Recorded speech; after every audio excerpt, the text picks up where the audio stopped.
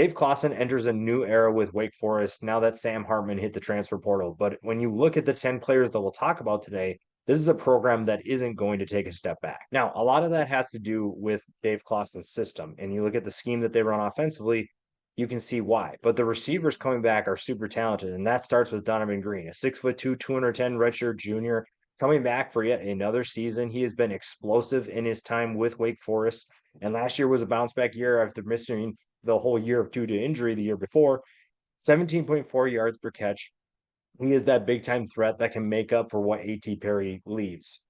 He is someone that can play a bigger role, more catches. He only caught 37 passes last year. He is someone that can take a step forward. He is someone that can play an even bigger role for this offense and ensure that even though Sam Hartman is gone, they're going to be just fine. Rondell Bothroyd was an extremely productive player for Wake Forest in his time there. But now you take a look at what JASHEEN Davis can do. This is a guy who the coaching staff is really high on because of his explosive playmaking ability on the edge. He is someone that can wreak havoc against offensive tackles that they face. 14 tackles for loss, 7 sacks. That's with Bothroyd on the roster. And he is someone that can be the next big thing for the Deacons defense. 6'3", 250 pounds.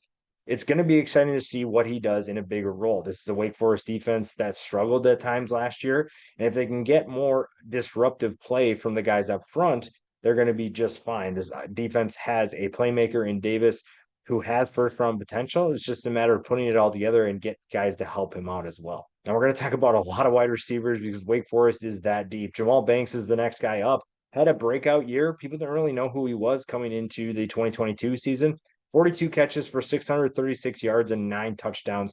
Again, this Wake Forest passing attack was so much fun to watch. And obviously a lot of that had to do with Sam Hartman, but the guys that are returning are going to make life really great for any quarterback that wins this job. And Jamal Banks is a good sized receiver too, 6'4", 208 pounds.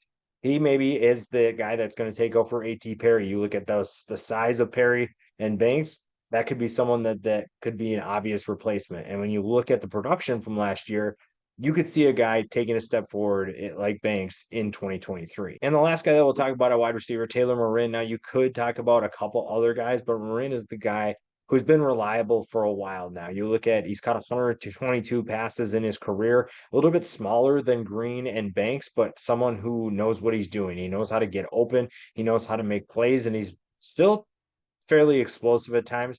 But for the most part, he's more of that possession receiver that's going to pick up big yards when you need it the most. Still adds to a great passing attack for Wake Forest. And again, another guy that's going to make life easy for anybody that's playing quarterback. Offensive line is going to play a huge role in that as well. Michael Jurgens comes back for yet another season. Very experienced player, 34 career starts, and started all 13 games last year.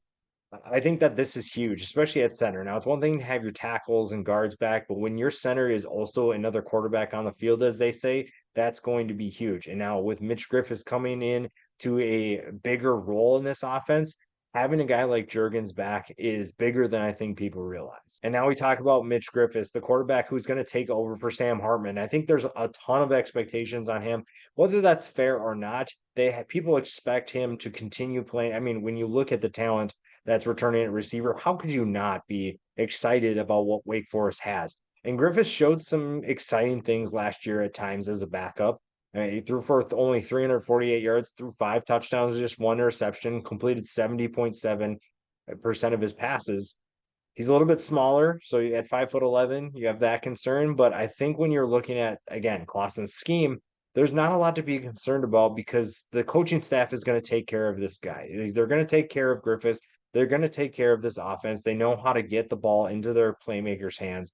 And it's just a matter of having decent quarterback play. He's probably not going to be Sam Hartman, but he could be just what they need to keep this offense going. To the secondary, and this is a secondary that's going to face this wide receiver group every single day in practice, and that's only going to help this group. Malik Mustafa comes back at safety, did a little bit of everything for this defense. And again, this is something where when you go into a conference that's going to feature really talented players at wide receiver, having extremely talented receivers on campus and facing them every single week is only going to make you better. Now, you might struggle at times because this wide receiver group is really good, but Mustafa and this secondary are going to benefit only from having those guys facing them in practice every single day, and that's only going to make this defense better as a whole. And then, of course, we talk about the rushing attack. Now, you look at some of the players that Wake Forest produced in the last few years. I think the biggest one is Kenneth Walker III.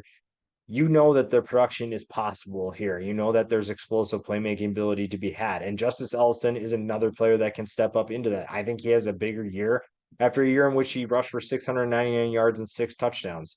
He is someone who's been producing for Wake Forest for a couple years now, and now he gets an opportunity to be the guy once again. You look at his ability to make big plays, maybe not the most explosive player, but he is someone who's going to benefit from this passing attack taking a step forward, and he can also balance this offense by doing really well for himself.